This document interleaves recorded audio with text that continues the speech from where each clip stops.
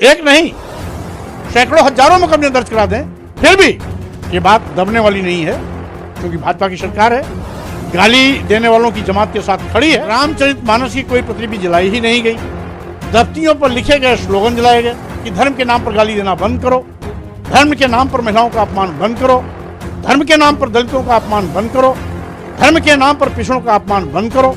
कोई अपराधी नहीं बनता है। माननीय राष्ट्रपति महोदय जी स्वयं आदिवासी समाज से आती है। माननीय प्रधानमंत्री जी स्वयं कहते हैं हम पिछड़े जाति में पैदा हुए हैं। इसीलिए हमने अनुरोध किया है इन दोनों अपने महानुभाव नेताओं से या आपत्तिजनक टिप्पणियों को प्रतिबंधित करने के लिए निर्देश दें। महामहिम राष्ट्रपति जी को सबरी कह करके आज भी उचित मानसिकता के लोग पहले की तरह अपमानित करने की कोशिश कर रहे हैं। इसलिए सांसद जी महोदय को पढ़ना चाहिए, लिखना चाहिए। भाजपा की खटिया खड़ी बिस्तरा गोल कोई बचा नहीं पाए। और गाली गाली है, गाली धर्म नहीं हो सकता। अपमान अपमान है, वो धर्म का हिस्सा नहीं हो सकता। धर्म के ठेकेदार जो धर्म के चादर ओढ़ करके गाली देना, अपमानित करना अपना जन्मसिद्ध अधिकार मानते हैं, इसका विरोध हो रहा है, आगे भी होगा। वर्ण और जाति पंडितों ने बनाई है, ये बात मन से कही है या मजबूरी में कही है, लेकिन सही बात कहने की हिम्मत दिखाई है, इसलिए उनको मैं धन्यवाद देता हूं।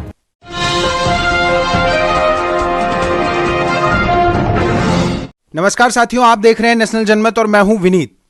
हमारे साथ स्वामी प्रसाद मौर्य जी हैं, जो कि आजकल रामचरितमानस की तमाम चौपाइयों का बड़ा खुलकर विरोध कर रहे हैं। आज इन्होंने एक चिट्ठी लिखी है। उस चिट्ठी में आपने प्रधानमंत्री जी के नाम क्या लिखा है? देखिए, उसमें स्पष्ट किया है कि हमारा जो भारतीय संविधान अनुच्छेद 15, जिसमें स्पष्ट व्याख्या है कि वर्ण, धर्म, जाति, लिंग एवं जन्म स्थान के नाम पर किसी के साथ कोई भेदभाव नहीं किया जा सकता।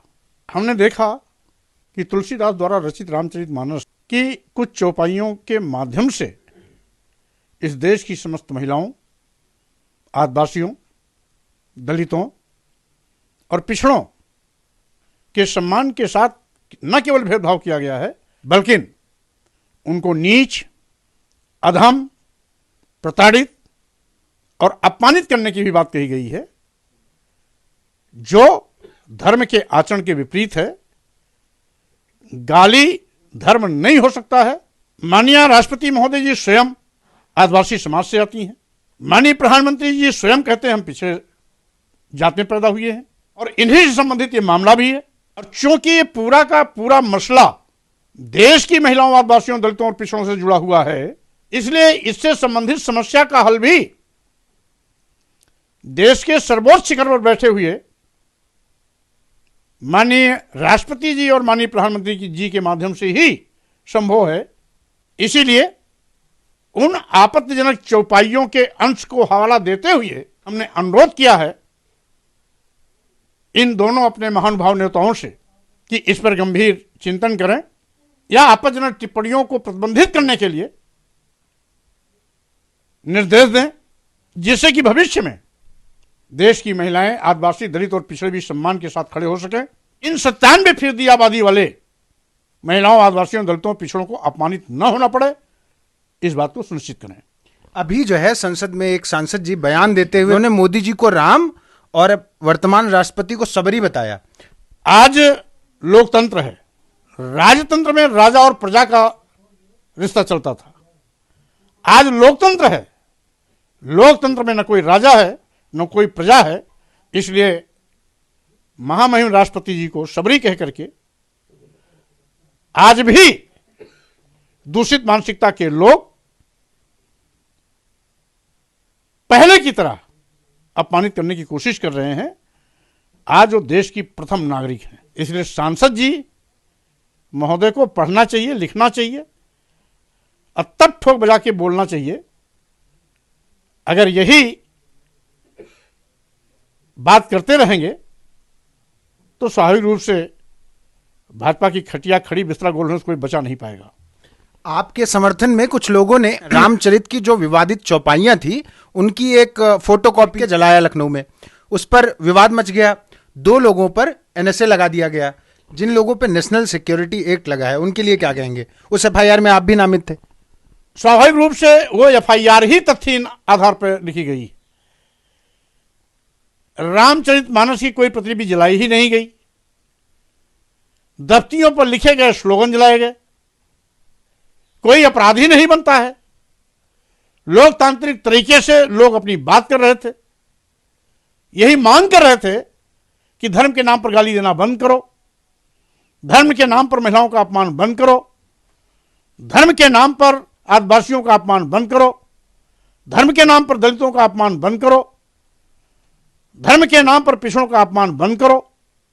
ये संवैधानिक अधिकार के लिए आवाज उठा रहे थे, इन वर्गों के सम्मान की बात कर रहे थे। इसमें अपराध कहां बनता है? क्योंकि भाजपा की सरकार है, गाली देने वालों की जमात के साथ खड़ी है, इसलिए मनचाहे तरीके से एक नहीं सैकड़ों हजारों मुकदमे दर्ज करा दें, फिर भी ये बात दबने वाली नहीं है। क्योंकि आज लोग अपने सम्मान स्वाभिमान के साथ खड़े हो गए हैं। और गाली गाली है, गाली धर्म नहीं हो सकता। अपमान अपमान है, वो धर्म का हिस्सा नहीं हो सकता। धर्म के ठेकेदार जो धर्म के चादर ओढ़ करके गाली देना, अपमानित करना अपना जन्मसिद्ध अधिकार मानते हैं, इसका विरोध हो रहा है, आगे भी होगा। मोहन भागवत जी ने एक बयान देकर कहा कि जो भी ये जाति व्यवस्था है वो जो है पंडितों द्वारा बनाई गई है। संघ प्रमुख श्री भागवत जी ने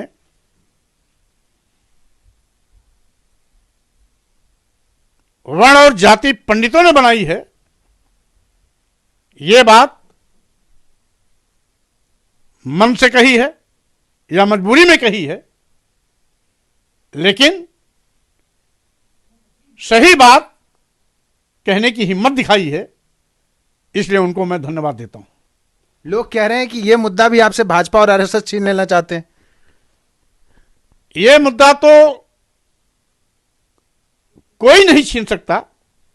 यह मुद्दा तब तक चलता रहेगा जब तक रामचरितमानस से आपत्तिजनक टिप्पणियां नहीं हटाई जाती या प्रतिबंधित नहीं की जाती या संशोधित नहीं की जाती। यह मुद्दा तब तक चलता रहेगा जब तक इस देश की महिलाओं, आदिवासियों, दलितों और पिछड़ों को सम्मान के साथ खड़ा होने का अवसर नहीं दिया जाता।